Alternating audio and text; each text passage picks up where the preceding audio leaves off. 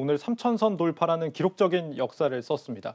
앞으로 어떻게 될 것이냐가 당연히 중요하겠죠. 취재 기자와 함께 자세히 알아보겠습니다. 증권부 박승원 기자 나와 있습니다. 박 기자. 네. 네, 앞서 이 전화 연결해서 보면은 외국인과 기관들이 대거 매도에 나섰다라고 하는데 너무 많이 올라서 좀 부담감이 작용했다 이렇게 볼 수 있겠습니까? 네, 그렇습니다. 이제 단기 급등에 따른 부담감, 이게 이제 외국인과 기관들의 매도세를 이끌고 있다는 게 증시 전문가들의 진단입니다. 한 번도 이제 가보지 않는 길에 대한 기대감 한편에 이제 과열이란 경계감이 작용한 것으로 보여진다는 설명인데요. 이 가운데서도 특히 이제 외국인이 느끼는 이제 부담감이 크다는 관측입니다. 이미 현물인 이제 주식시장뿐 아니라 선물시장에서 이제 외국인은 6거래일 연속 매도세를 보이고 있는 게 이를 반증한다는 겁니다. 기관의 경우에도 이제 금융투자와 이제 투신권, 연기금을 중심으로 이제 매도세를 이어가고 있는데요. 특히 이제 지수 상승에 따른 펀드 완매 그리고 포트폴리오 비중 조절 차원에서 매도세는 이제 불가피하다는 진단입니다. 이 3천선을 넘었다는 게 사실 지금까지 가보지 못한 기록입니다. 네. 어떤 의미가 있다라고 할 수 있겠습니까? 좀 아무래도 이제 투자자 그중에서도 이제 개인 투자자들의 이제 투자 기대감을 높이는 부분이 이제 가장 클 것으로 보여집니다. 이미 개인 투자자들은 이제 지난해 3월이죠. 코로나19 급락장 이후 지금까지 증시의 주도 세력으로 이제 부상하면서 상승장을 이끌어왔습니다. 지난 이제 수십 년간 예금과 부동산 위주로 자산을 배분했던 개인 투자자들이 역사상 가장 많은 자금을 이제 증시에 쏟아부으며 자산 배분 전략을 바꾼 건데요. 네. 이 과정에서 이제 적지 않은 수익을 올렸고 이후로도 증시가 급등하면서 주식 투자에 대한 기대감이 한층 더 커지는 상황입니다. 지난해만 해도 3천이 꿈의 숫자인 것처럼 들렸는데 실제 3천이 이렇게 한번 넘었으니까 아무래도 한 번이 어렵지 두 번째부터는 그렇게 어렵지 않을 것 같거든요. 심리적인 장벽이 무너진 게 아닌가 이런 생각이 듭니다. 그런데 사실 또 요즘 며칠에 이제 증시가 너무 네. 가파르게 오르다 보니까 좀 경계감이 없지 않습니다. 외국인과 기관이 계속해서 매도에 나선다면 이 조정이 올 수 있는 거 아니냐 이런 우려도 있는데 어떻게 보십니까?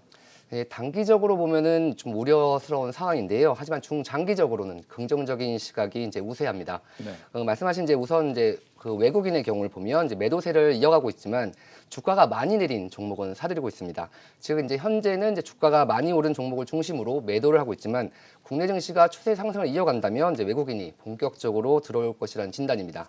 기관의 경우도 마찬가지인데요. 예. 지수 급등에 따른 부담감에 이제 펀드 환매 수요 그리고 이제 포트폴리오 비중 조절 차원에서 매물을 내놓고 있지만 향후 코스피의 이제 과열 부담이 낮아지고 이후 국내 기업들의 이제 실적 개선 시그널이 이제 나오면 기관 역시 유입될 가능성이 높다는 진단입니다. 그렇군요. 이 코로나 팬데믹에 대한 부분도 증시의 변수가 되지 않을까 싶은데 미국이 또 이 백신 접종 속도가 예상보다 좀 느리다고 하니까요. 이런 부분은 좀 괜찮은 겁니까? 말씀하신 것처럼 이제 그 코로나19 이제 증시 전문가들도 이제 이 코로나19를 가장 큰 이제 불안 요인으로 꼽고 있습니다. 예. 그 백신 접종이 이제 진행되고 있지만 이제 효과가 나타나려면 적지 않은 시간이 이제 걸리는 만큼 코로나19 확산세로 이제 글로벌 경기가 어려워진다면 그 시장의 단기 충격은 이제 불가피하다는 진단입니다. 그렇군요. 현재 이 미 상원 결선 투표도 개표가 진행 중인데 이르면 오늘 결과가 나옵니다. 이것도 변수가 될 수 있겠죠? 네, 그렇습니다. 이제 지금 상원 두 석이 걸려 있는 이번 결선 투표에서 민주당이 이제 다수당이 되지 않는다면 이제 경기 부양책에 대한 불확실성이 이제 증폭시켜서 증시의 변동성을 키울 수 있는 요인이 될 수도 있습니다. 반대로 이제 다수당, 즉 이제 블루웨이브를 달성할 경우에도 불안할 수 있다는 지적이 나오고 있는데요. 민주당이 이제 국정 동력을 얻은 만큼 이제 증시 전반에 호재가 될 수 있다는 시각이 지배적이지만 반대로 이제 민주당의 공약이었던 이제 법인세, 즉 IT 규제 등으로 대형 기술주의 투자 심리가 위축될 수 있다는 지적입니다. 실제 오늘 이제 나스닥 선물과 국내 이제 IT주들이 대거 하락하면서 이 같은 영향을 이제 반영됐다는 설명이 나오고 있는데요. 이외에도 이제 미중 무역 분쟁 재현 가능성 그리고 막대한 유동성에 따른 이제 인플레이션과 이에 따른 금리 상승 우려도 이제 증시의 단기 변동성을 높일 수 있는 요인으로 꼽히고 있습니다. 네, 당장은 민주당이 다수당이 된다는 게 좀 증시에는 부정적인 영향을 현재는 미치고 있는 것으로 보이는데 네. 이 증권업계에서는 국내 증시가 앞으로 좀 어떻게 될 것이다 이렇게 전망을 내놓은 게 있습니까? 네, 결론적으로 말씀드리면 이제 경계감이 없지 않지만 크게 우려할 필요가 없다. 좀 앞서 언급한 대내외 불안한 요인에도 불구하고 대세 상승 추세는 이어갈 것이라는 게 증시 전문가들의 지배적인 시각입니다. 예. 일반적으로 이제 증시에서 말하는 과열이란 이제 지수가 적정 수준을 넘어서는 것을 말하는데요. 풍부한 유동성, 여기 이제 개인 투자자들의 이제 탄탄한 수급, 국내 기업들의 실적 개선과 그 배당 성형 증가 등 국내 증시를 둘러싼 이제 우호적인 환경을 고려한다면 코스피 3천 돌파를 이제 과열 국면이라 보기 어렵다는 겁니다. 오히려 이제 코스피 3천 돌파가 이제 시작인 만큼 증시의 고점을 논하기엔 아직 이르다는 시각이 나오고 있습니다. 네, 증권부 박승원 기자였습니다. 박 기자 잘 들었습니다. 네, 코스피 지수가 3천 시대를 연 것은 1983년 이 시장 출범 이후에 약 40년 만입니다. 그 역사를 방서후 기자가 정리해봤습니다.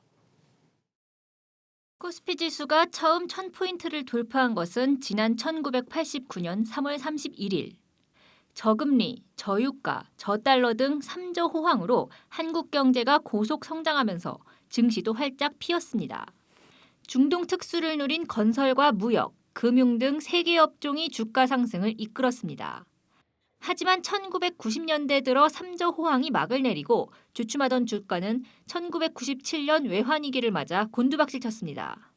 대기업이 줄 도산하고 외국인이 썰물처럼 빠져나가면서 지수는 280까지 내려앉았습니다. 이후 IT 버블 붕괴와 미국 9.11 테러 등 굵직한 위기를 거치며 부침을 거듭하던 지수가 2000선에 안착한 것은 2007년 7월 25일.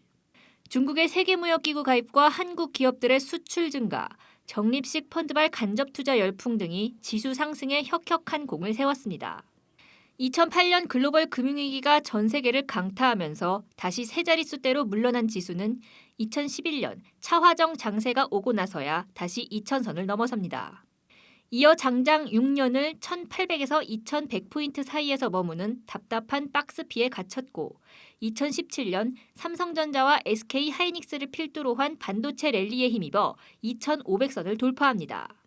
모처럼 투자자들을 들뜨게 했던 상승세는 반도체 업황이 꺾이고 미중 무역 갈등이 본격화되면서 마침표를 찍습니다. 급기야 코로나19라는 사상 초유의 사태로 지수는 10수년 전 수준으로 회귀합니다.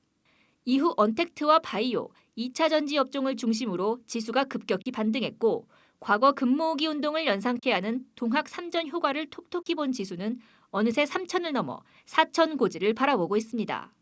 한국경제TV 방서우입니다.